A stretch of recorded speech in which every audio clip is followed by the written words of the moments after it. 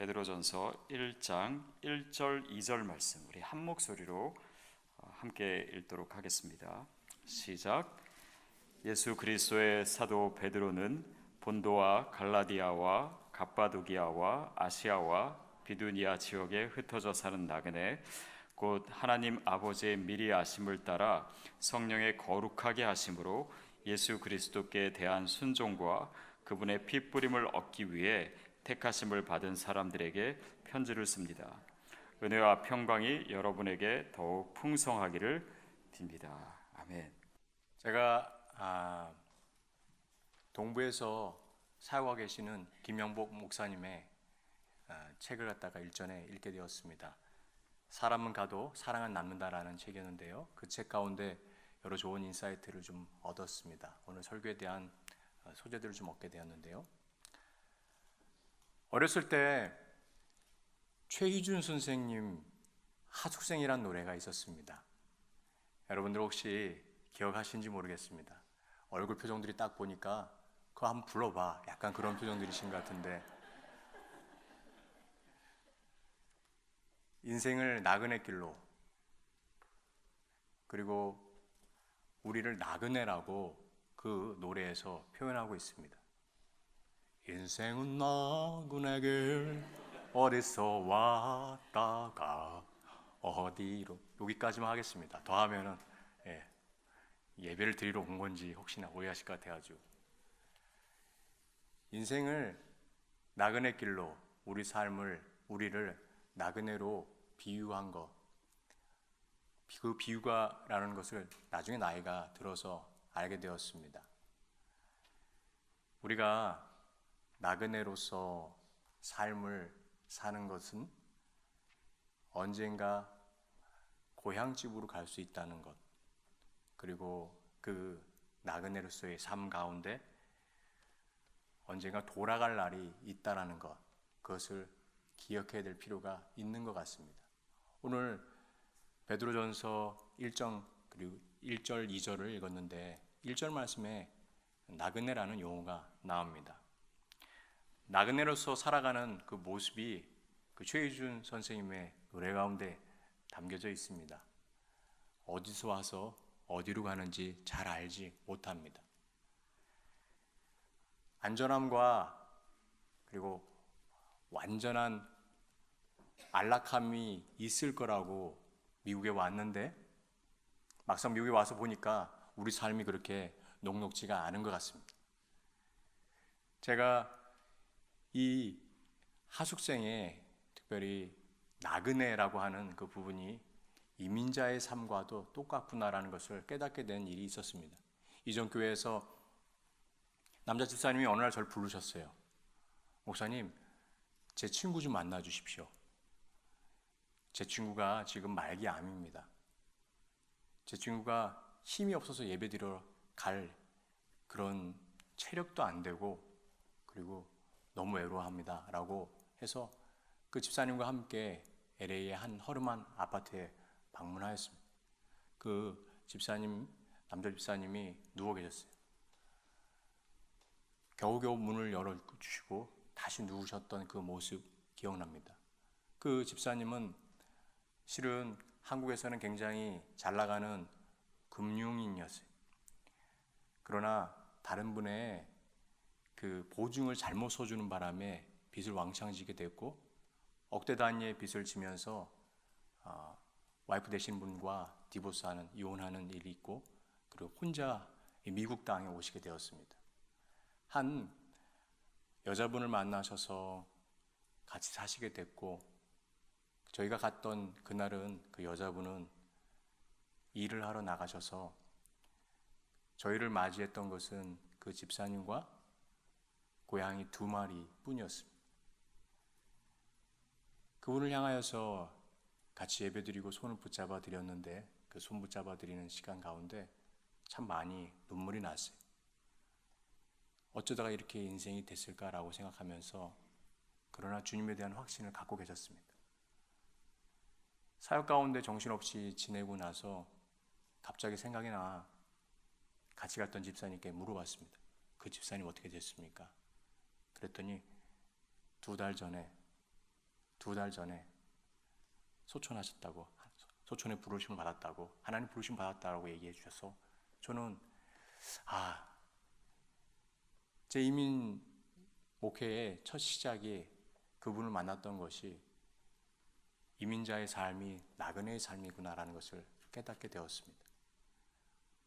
우리의 삶 가운데 나그네로서의 삶을 한 걸음 한 걸음 지금 걸어가고 있는 것이라 생각이 들었습니다.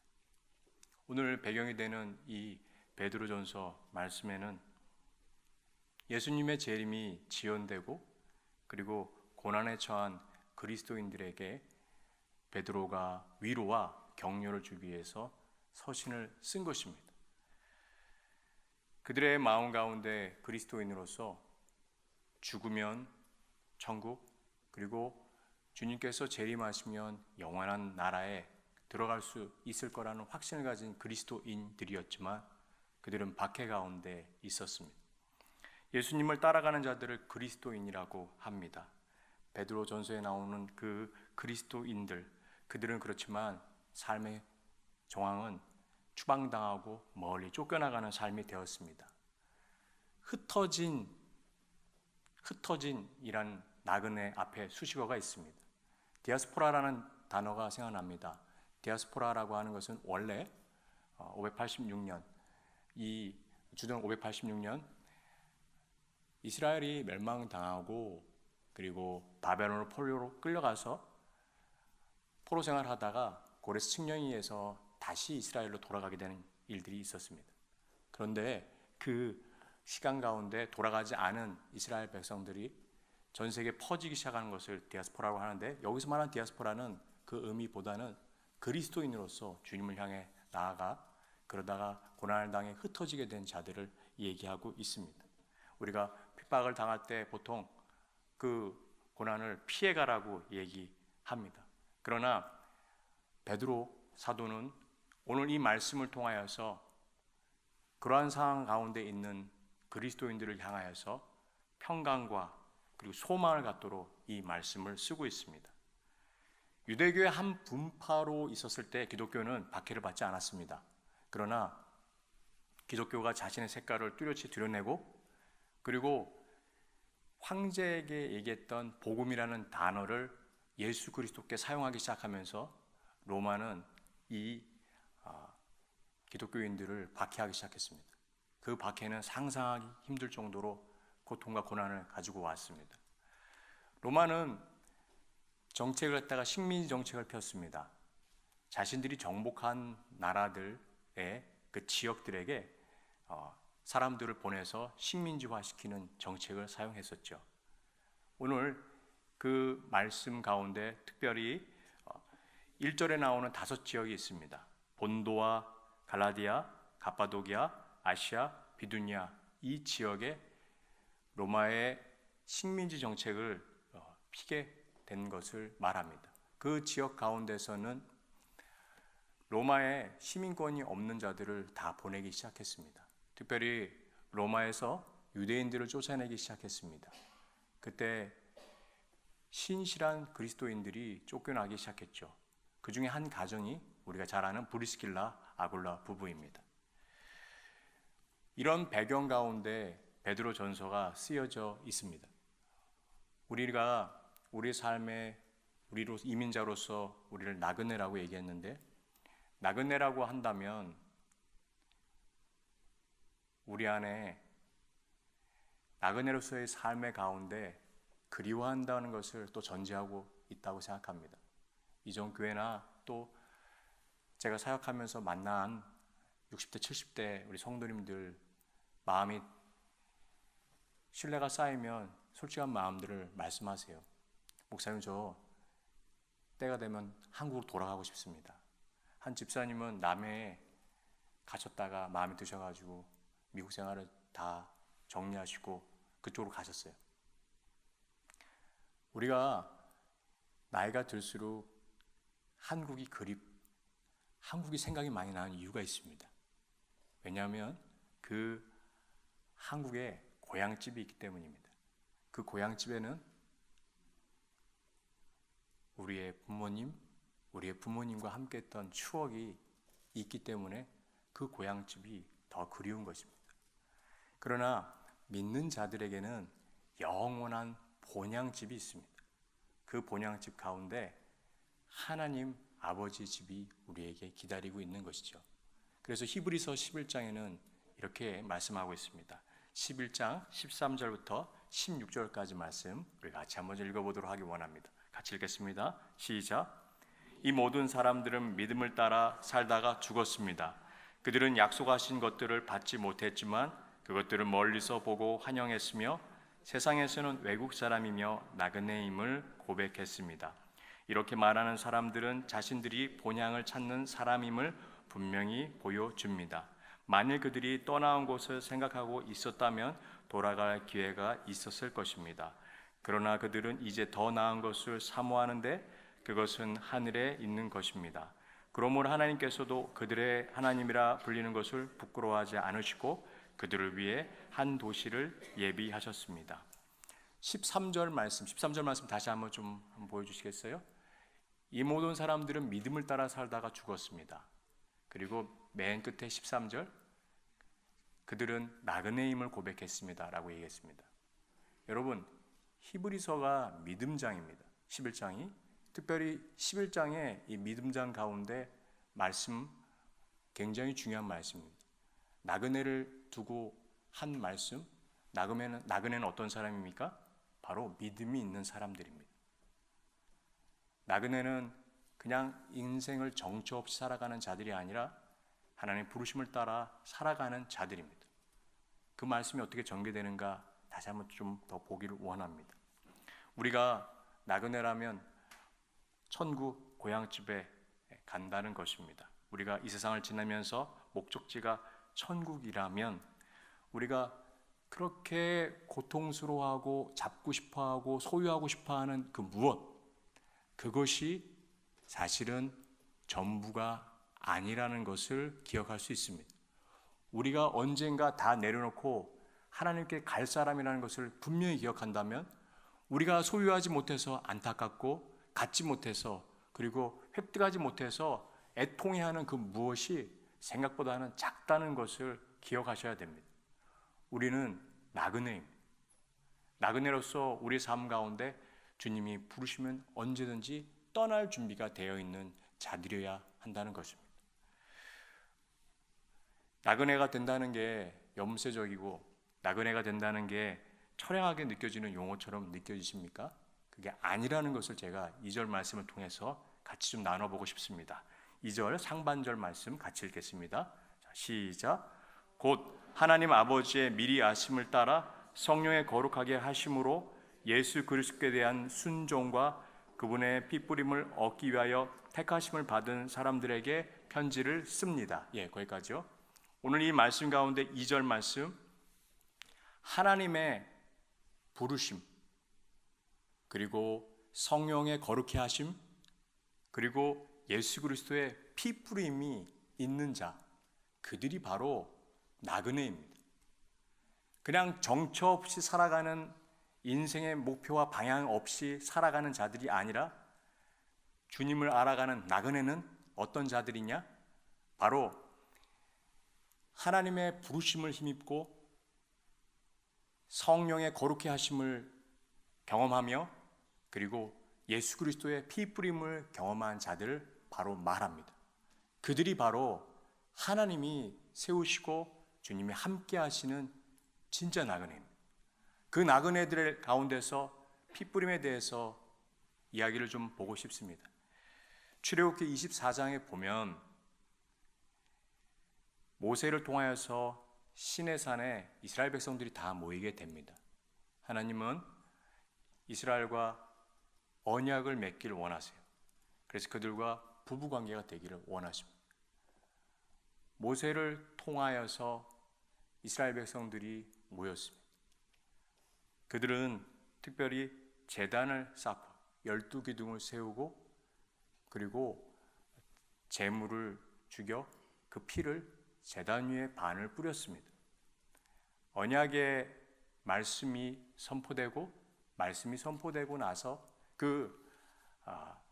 이스라엘 백성들이 그렇습니다. 저희도 순종하겠습니다라고 고백하고 그리고 나서 그들에게 그 남은 제물의 피를 뿌렸습니다.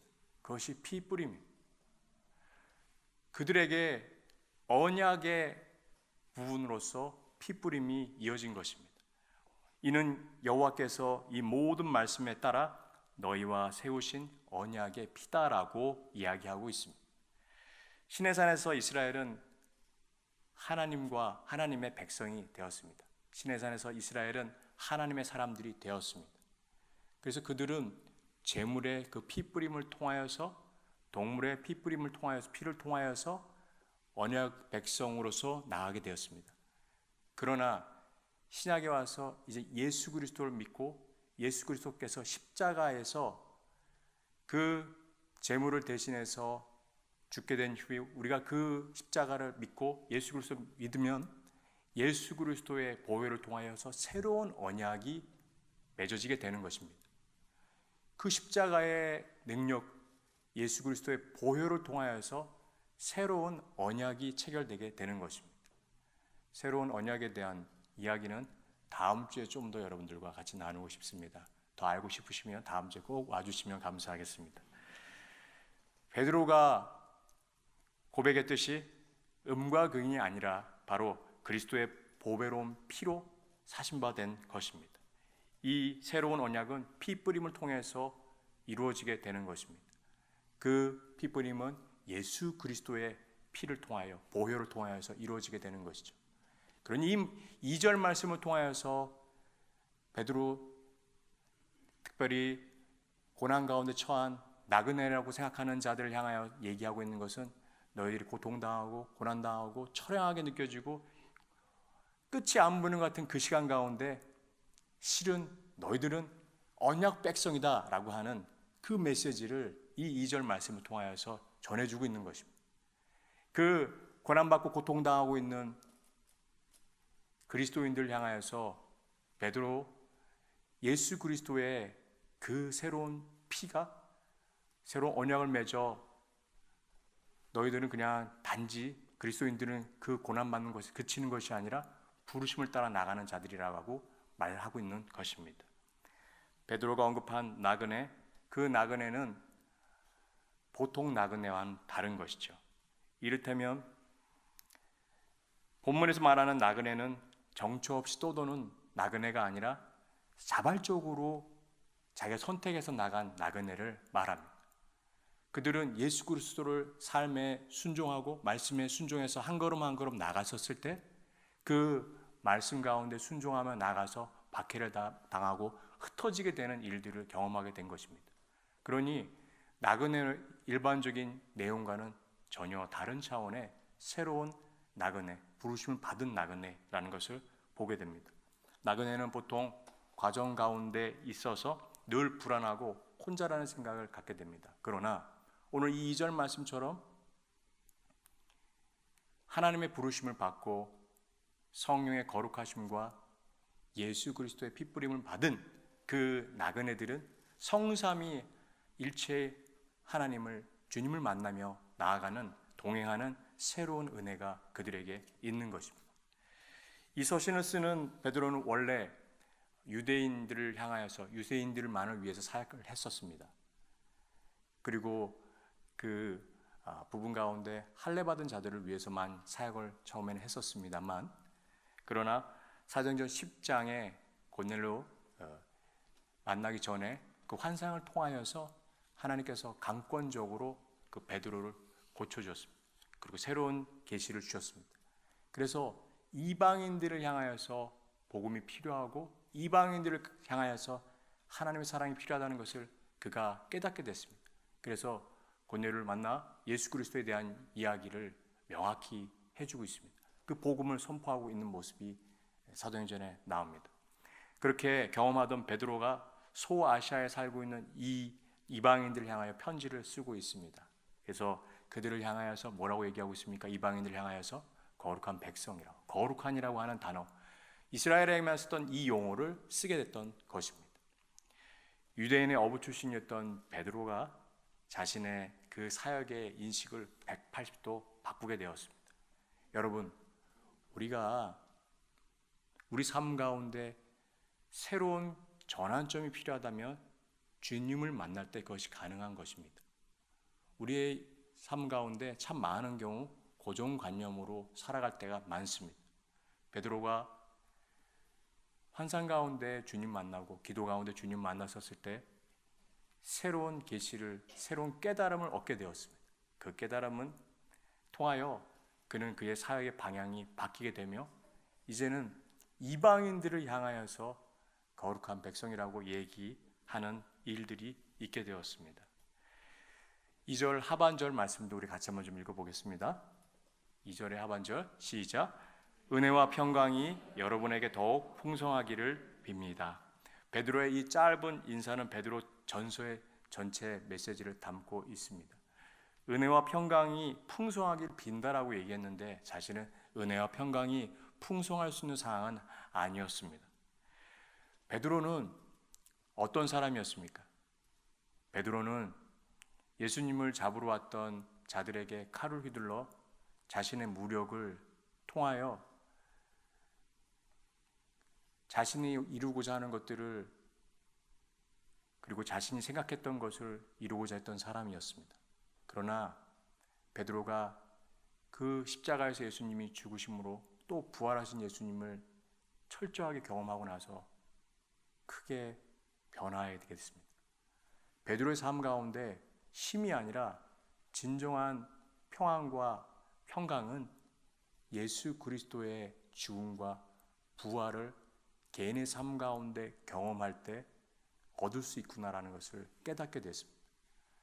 나그네로 살아가는 자들에게 은혜와 평강을 빈다라고 얘기했던 베드로, 그는 그 믿음이 연약하고 믿은 지 얼마 안 되는 예수 그리스도로서 그리스도인들, 예수 그리스도를 가슴에 담고 기독교인으로 살아가는 것이 얼마 안 되는 이들을 향하여서 은혜와 평강을 빈다라고 얘기했을 때 그 은혜와 평강은 그들 삶 가운데 십자가의 사건, 부활을 경험했던 자들에게 일어난다는 것을 보게 됩니다. 우리가 이민자로 살아가면서 하루하루 걱정과 근심이 참 많습니다. 돌았으면 걱정이고 잘 돼도 근심입니다. 왜냐하면 이곳에서는 우리를 도울 수 있는 곳이 그런 사람이 없다라고 생각하기 때문에 철저하게 내 힘만을 의지하고 그래서 더 실수하지 않고 더 실패하지 않도록 발버둥 칩니다. 진정한 평강과 그 은혜는 어디서 옵니까?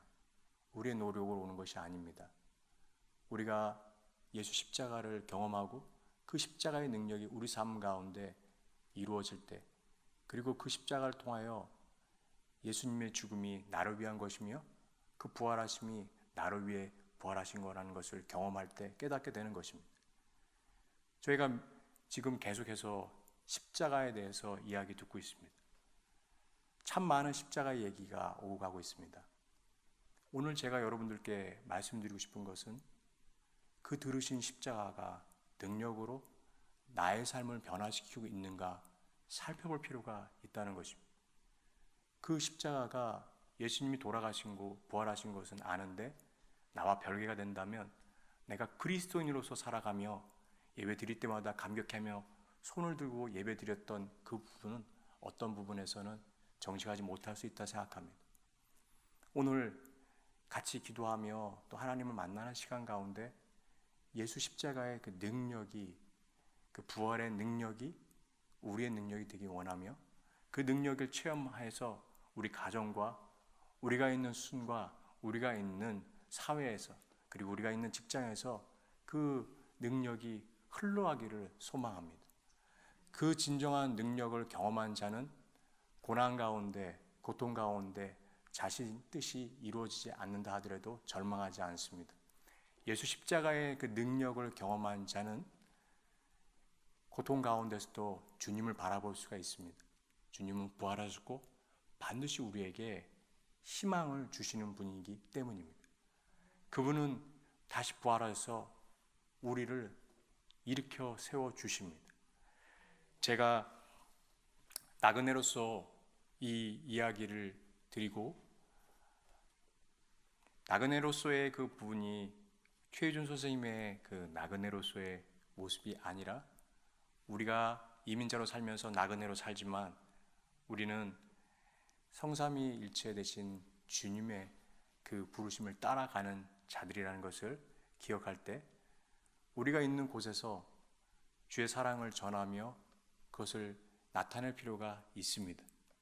그것이 다음 주에 있을 선교적 교회의 기반이 되며 선교적 교회의 핵심은 예수 그리스도를 따라가는 것입니다. 선교적 교회의 그 교회의 형태로서의 모습, 그 구조적인 부분 가운데서 고민하면서 진짜 예수님은 어떻게 사셨는가라고 고민했었던 수많은 사람들이 모여서 나온 그 부분입니다. 오늘 저와 여러분들에게 다시 그 십자가의 능력이 우리 삶 가운데 펼쳐지기를 원합니다. 제가 부르심의 삶의 그 길을 간다는 게 쉽지 않다는 것을 깨닫게 되던 시간이 있습니다. 2016년도 저희 아버님이 하나님의 부르심을 받았습니다. 한국에서 류게리병으로 1년 반을 투병하셨어요. 저희 아버님이 2011년도에 저희 어머님이 먼저 돌아가시고 나서 제가 2012년도에 미국에 가서 공부를 하러 나오게 되었습니다. 아버님은 저를 참 좋아하셨고 두 아들 가운데 장남이었던 저를 많이 기다리셨어요. 제가 공부가 마칠 쯤 논문을 쓰고 있을 때 사역지에 사역이 열리고 이민 목회가 시작되었습니다. 아버님이 재가를 하시고 있었던 기회가 있다. 잘 안 되고 재혼이 안 되시고 그리고 혼자 지내신 시간이 있다가 류게릭병에 걸리셨어요. 1년 반의 시간을 투병하고 있었는데 잠깐 아내가 한국에 가서 대소변을 받아내는 시간이 있었습니다. 그리고 요양병원에 들어가게 됐죠. 아버님이 돌아가시기 한 달 전에 아무 말도 못 하시고 그냥 고통 가운데 계신 아버님을 제가 뵈러 추수감사절 2010년도 그 11월의 시간에 한국에 갔습니다. 3일의 시간이 저한테 주었어요. 아버님께 두 가지 질문을 드렸어요. 그리고 어머님이 보고 싶으시죠? 어머님 계신 천국에 아버지 가고 싶으세요? 그랬더니 눈을 끔뻑 하시더라고요. 아버님, 예수 그리스도를 주인으로 영접하셨죠? 눈을 깜빡깜빡 하셨습니다. 마지막 아버님과 작별 인사를 할 때 잘 가라고 눈으로 저한테 인사를 해주셨어요. 저 같았으면 아마 붙잡고 가지 말라고 했을 텐데 아버님이 저를 진짜 사랑하셔서 보내주셨습니다. 그 다음 달에 주일날 예배를 드리다 아버님 돌아가신 소식을 듣고 3일 장 안에 들어갔습니다. 한국에 도착해서 장례를 잘 치르고 다시 돌아와 2달이 흐른 후에 2017년도 2월달 제 안에 참 많이 사역은 열심히 하지만 아버님에 대한 죄송스러움, 죄책감 그리고 더 갇히지 못한 그 안타까움이 있었습니다. 제가 정말 낙심하고 그리고 낭망하고 있었을 때 설교를 준비하러 혼자 있는 시간이 있었습니다. 그때 주님이 저를 만나주기 시작했어요. 예배 가운 준비하면서 설교를 준비하면서 찬양을 듣다가 1시간 내내 제가 펑펑 울었던 시간이 있습니다. 그때 제가 깨닫게 됐던 것은 저에 대한 하나님의 부르심이 있다는 것이었습니다. 이민자로서 살아가는 게 어떠한 어려움이 있는지 알게 되었습니다. 우리가 우리 삶 가운데 우리를 부르셨던 그 주님의 부르심이 명확하게 깨닫게 되는 순간 우리는 이민자로 살아가면서 나그네로 사는 것이 아니라 주와 동행하는 자로 살아갈 수 있습니다. 말씀을 맺고 싶습니다. 인생의 향방을 모르는 나그네로서 우리가 살 건가? 우리의 부르심을 따라 우리를 선택하셨고 그리고 거룩하심으로 성령으로 말미암아 예수 그리스도의 그 십자가의 능력, 피뿌림을 택한 바로 저와 여러분들이 나그네로 살아가는 자들입니다. 그 나그네로 살아가는 저와 여러분들에게 필요한 것은 부르심을 기억하는 것입니다. 부르신 곳에서 살아가는, 그리고 그 부르심에 따라 주님 앞에 섰었을 때 충성된 종이라고 얘기를 들을 수 있는 저와 여러분들이 되시기를 예수님의 이름으로 축원합니다.